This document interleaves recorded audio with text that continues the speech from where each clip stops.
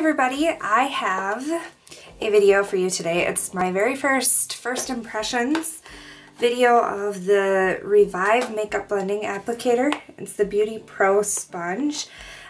This is supposed to be a dupe of the Almighty Beauty Blender.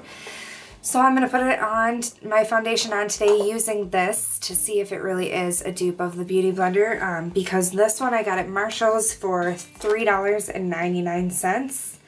And as you know, the Beauty Blender is kind of expensive. It's normally like $20 to $25 depending where you get it.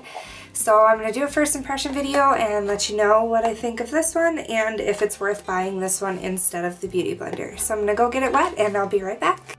Okay, so the one thing I will say that I've noticed right away is it does get really big when it's wet like the Beauty Blender, but it is a lot more dense. You can't squeeze it. It's not as squishy or as soft as the Beauty Blender. Whether or not that's a good thing, I don't know. So we're going to find out. I'm using the Covergirl Outlast Stay Fabulous 3-in-1 foundation.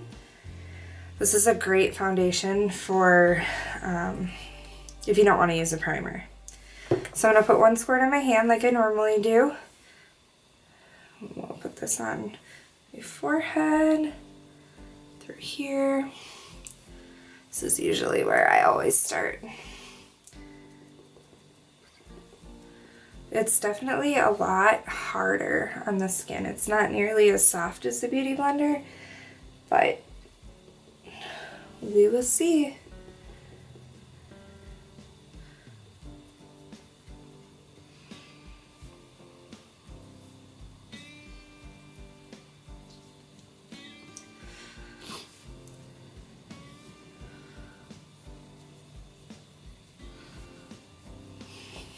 Okay, so that was one squirt. This is squirt 2. I'm going to do this side.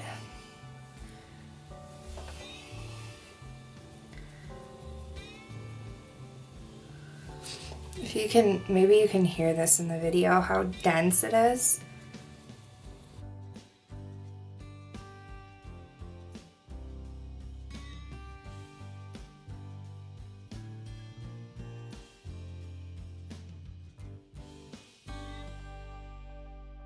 Covering.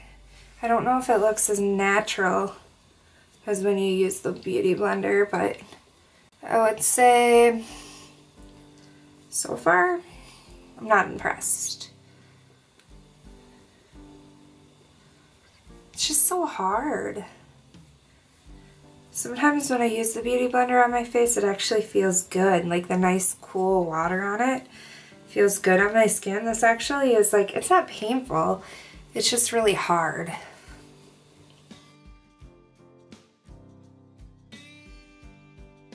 I'm going to go over my face with the e.l.f. High Definition powder.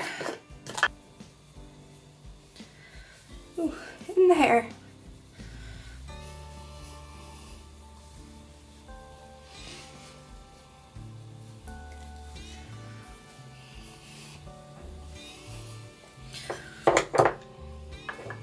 So the coverage is not bad. It is equal to the Beauty Blender. Just the application, I'm not sure how I feel about.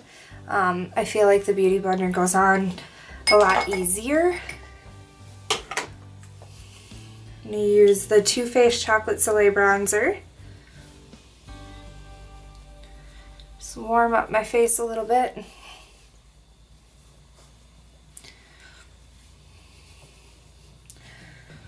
Hair is very staticky today. Oh, I need to put concealer on. I'm using the Hard Candy Glamoflauge concealer. This is in the color Light. How did I forget this step? No wonder why my face didn't look quite right. I got an iced caramel macchiato from Starbucks. Amazing. That's my go-to drink. I can't find my brush, so I'm just going to put it on with my fingers. And let me tell you, a little bit of this stuff goes a long way. So this is what my favorite part of the Beauty Blender is, blending my concealer with this. It's usually amazing at blending concealer. So far, I don't know, this one's not horrible. but it's not soft enough to get into these corners. I'm gonna have to use a brush. I can't do it. I'm gonna use the e.l.f. brush. This is the stippling brush, the small one. This one's really good at blending concealer.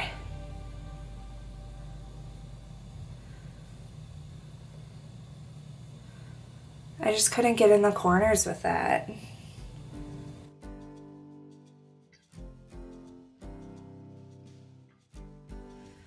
Much better. Normally I wouldn't put concealer on after I put powder on my face, but since I forgot my concealer somehow, that's the reason that I did that.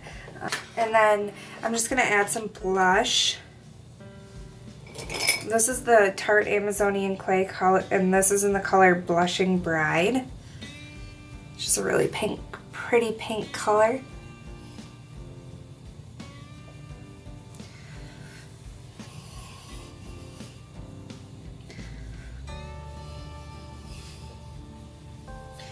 Oh, my hair is a disaster today. It's driving me crazy. So that's what it looks like. I would have to say, compared to the Beauty Blender, this one is definitely not as good. But for $3.99, it did put my makeup on about equal coverage as the Beauty Blender. So if you were just going to use it for application to the general parts of your face, I would say go for it. Use this one. This one is not bad by any means. For blending concealer, I still think the Beauty Blender is the way to go. I realize it's $20, but it still did a better job than this one did. But at the same time, if you want to use this for all over your face and then use the e.l.f. stippling brush for just your concealer, I think that's the way to go, because this brush is $3 and this was $3.99. That's still half the price of the Beauty Blender. If you like this eyeshadow look, I did do a video on this. I will link that down below so that you can see how I did this. I did this using the Laura Mercier Artist 2 palette that I got this year for Christmas from my mom and my stepdad. So I'll link that down below if you want to see how I got the eyeshadow look. Let me know if you have either the Beauty Blender or this beauty sponge, and what you thought about both of them. And if you aren't subscribed to my channel already, please do so. I'm going to have a bunch of tutorials coming up using the Laura Mercier Artist palette and also the Naked 3 palette that I got for Christmas. And then I also have some tutorials coming up using an e.l.f. palette that I got for Christmas. So subscribe to my channel if you're not already, and as always, thank you for watching my video. Bye!